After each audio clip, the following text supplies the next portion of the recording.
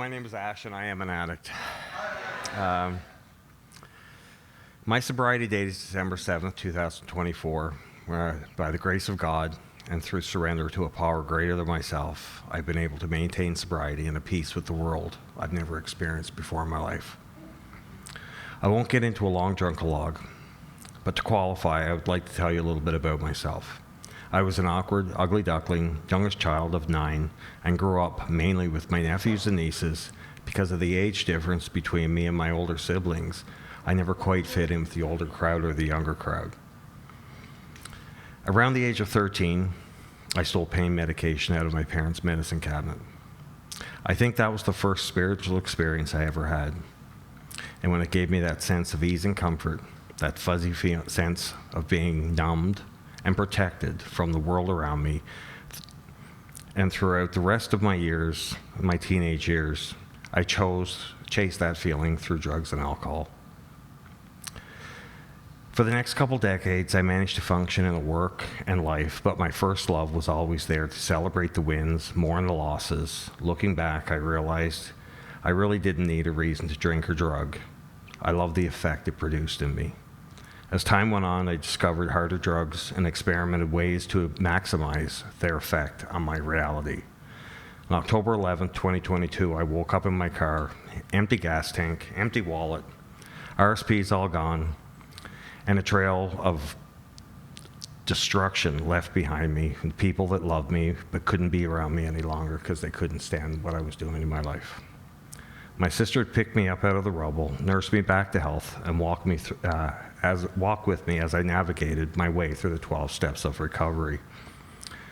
Once I got to work on the steps, doing the do's, I was riding the pink cloud many of us have heard about in recovery.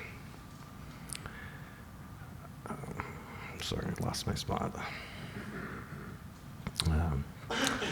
I have heard through the big book of Alcoholics Anonymous told us that if I failed to perfect and enlarge on my spiritual life through work and self-sacrifice to others, I would not survive the certain trials and low spots ahead. Looking back, I feel like Bill when he read Hampshire Grenadier Tombstone in Bill's story, and I failed to heed that ominous warning. I was so confident and sure that of myself, and in less than 2 years, I found myself sitting in my car with a pipe in my hand. But leading up to that time, I had stopped working with my sponsor, I had stopped going to meetings, I had stopped taking my nightly inventory. My relapse had actually started long before I ever picked that pipe up. I'm sure most of you have heard of the blue-collar comedy tour Jeff Foxworthy saying, "If you've ever cut your grass and found a car, you might be a redneck." I was listening to a speaker tape and the guy said, "You might be an alcoholic if you've ever woken up with a sunburn on the roof of your mouth."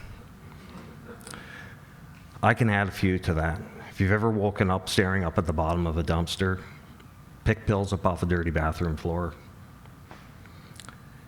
and many other things that I've done in my life to satisfy that craving, seeking that sense of ease and comfort. When I sobered up this time, I'm grateful for a sister that picked me up yet again. Grateful that she refused to help me unless I went to a treatment center. And so grateful for the prayers of all my family to get me into a treatment center. And of all the ones I applied for, I ended up in a God-centered Christian treatment center, Jericho Road.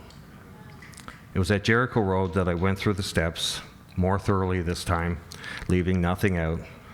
And through my fourth and fifth, shared them with God and another human being. Someone once told me that the first time in recovery is a gift, the second time it takes work. I can verify that to be true, and I can also verify that the promises are true.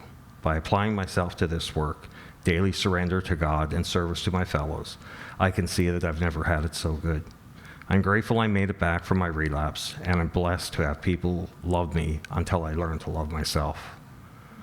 A little over a year ago, I gave my life to Christ and was baptized. I am constantly reminded in recovery that the plans God has for me are better than any I could conceive for myself.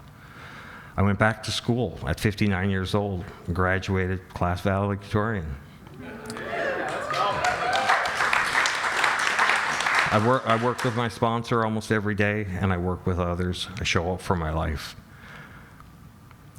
I have mended bridges with my family and have an amazing relationship with my daughter and grandkids. Sharing this tonight has been challenging for me, as public speaking is something I'm not very good at. As a matter of fact, I was so much in fear that my old self showed up, and I didn't actually start working on this about an hour ago. But I was actually praying that God would write it for me. And it was like, okay, I will do for you what you can't do for yourself, apparently. So I was stuck putting this pen to paper or doing this, and here I am. So I'd like to thank you for asking me to share, Vicki. And for the rest of you for listening to my story. And may God bless and keep every one of you tonight. Thank you.